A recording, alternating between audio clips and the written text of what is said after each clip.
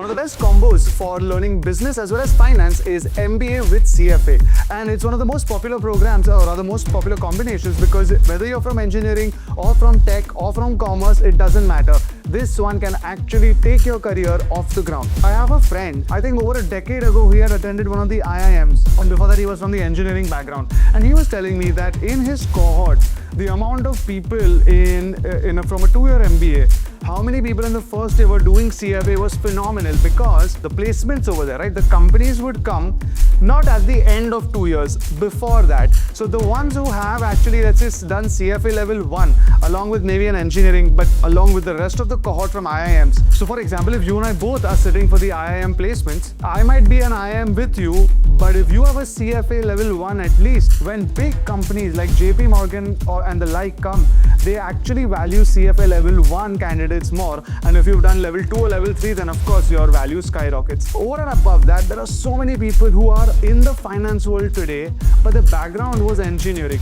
There are so many people who are across the world excited about financial markets, excited about how to manage money, excited about things like portfolio management, and of course the most popular, investment banking. All of this is possible if this combination of CFA plus MBA takes place.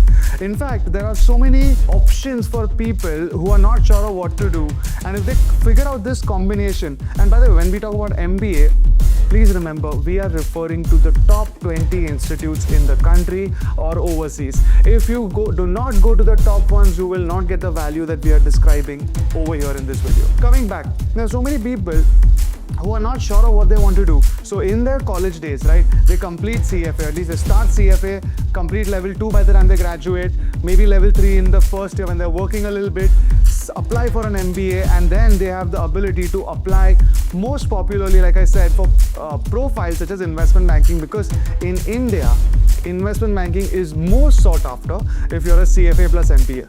If you're either one, or in fact, even if you're a chartered accountant, so you're a CA, a CFA, or an MBA, any which ways you can get into investment banking front end, right? But a combination of this is what will skyrocket you. So this is the way you have to think about the value of this combination. Now let me quickly tell you a little bit about both the programs and maybe a roadmap for some of you guys. So we made detailed videos on CFA. It's the #1 program in the field of finance and investment management, which means anything to do with money, anything to do with the financial or capital markets, anything to do with taking money from different people and investing it in a pool to grow that pool and give everybody a return. That is called portfolio management. That is also part of CFA. You talk about foreign exchange currencies, you talk about different aspects of the stock markets, of debt markets, of alternate investment routes like real estate, like gold, like startups. The understanding of all of that is what CFA gives you. And the CFA value is instantly recognized. Even if you're a level 1 candidate, rather you've passed level 1, you go to any company and you at least say you're a CFA, there is almost a 0% chance that they would not know what CFA means, and in turn not give you the credit due that, okay, you have actually cleared such a difficult, globally recognized exam. So that's about CFA. It on an average takes 3 years, and ideally you can start it if you're in commerce or a BCom or BBA. You can start it in your 2nd year of college. Give level 1, ideally give level 2 by the time you graduate, and then give level 3 in a year. So the whole thing should be taken 1 year at a time. Moving forward to MBA. Everybody knows what MBA is, postgraduate. It is basically business administration. It's a master's in that. And the idea is that you become ready for the world because you learn how real life skills work. If you enter into the top 20, right, any which was entry into that is most likely difficult, whether in India or overseas. Once you enter, you're already surrounded by people who have that high level of rigor to enter into such institutions, which means you're already surrounded by hopefully highly successful future people.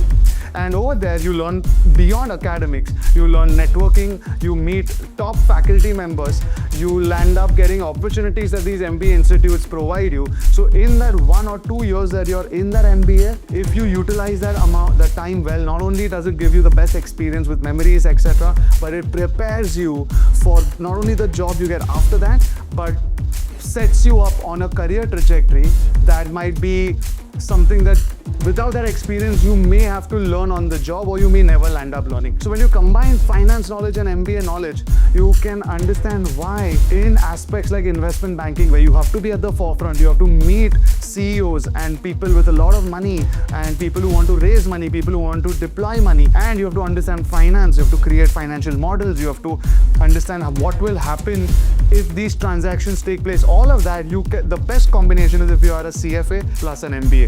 So guys, this is the first and most important, or the only thing that really matters. If you are young enough and not sure about your career, this combo is amazing.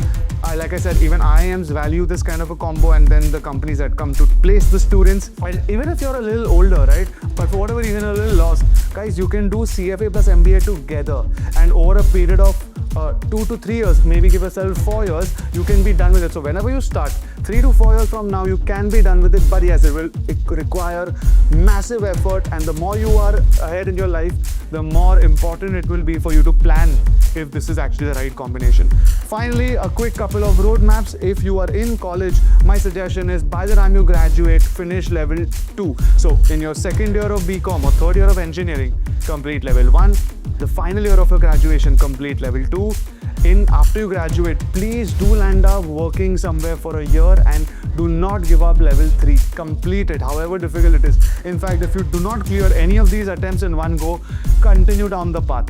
And then once you have probably all the 3 levels of CFA in your pocket, you have 1 to 2 years of experience. Apply to the top 20 institutes of MBA, not below that. The difference between the 20th one and the 21st one is massive. Get into the top colleges. Again, if it takes a year or 2 more, it's okay. People I know are around the age of 30, and that's when they go to ISB. I think Aman Gupta from Shark Tank, if I'm not wrong, was 29 or something when he went into ISB, and today one of the most popular entrepreneurs of India. So there is always value in taking it up to the next level, but not because you're desperate and you just want an escape route or you want a shortcut, right? Because the effort to get through both CFA and a good MBA institute is not going to be easy. So that's what, if you are at this stage, either you're in college, then begin immediately. If you've not reached second year yet, then plan for it.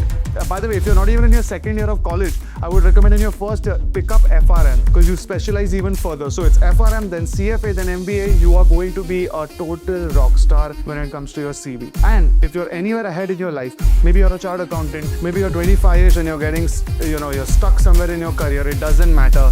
This is how you should ideally prepare for an MBA plus CFA. If you find value in this video, give us a thumbs up, and if anything, leave it down in the comments below.